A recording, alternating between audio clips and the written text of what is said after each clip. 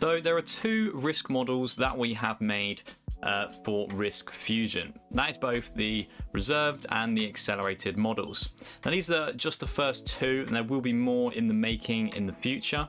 Okay, but just as a starting point, you have the choice of these. Now the reserved one is, you can tell by the title, more reserved, and it starts at a risk of 0.5%. It will then increase and decrease depending on your account growth. Okay, and it will give you, a new percentage to trade, and it maxes out at a total of 1.5% risk before it then resets. Now the accelerated one is a little bit more aggressive. It starts at 1%. And this one will move up and down depending on how well you're trading.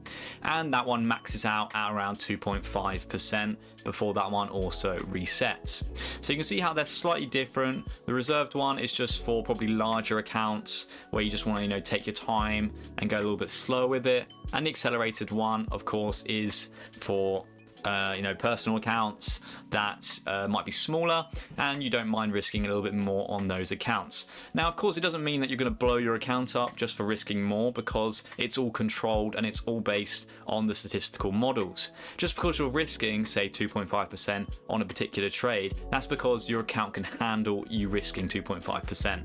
If you were to lose trades and you were to go on a losing streak, the risk would drop right down, and it would protect you, saving the profit that you previously made. Okay, and it's not the same as risking, say, 2.5% on every single position, regardless of what is happening. Okay, it dynamically moves up and down, and it will protect you and also accelerate your growth. So that's actually how the models work. You can experiment around with both of them. You can put them into the RiskFusion lab and see what you think.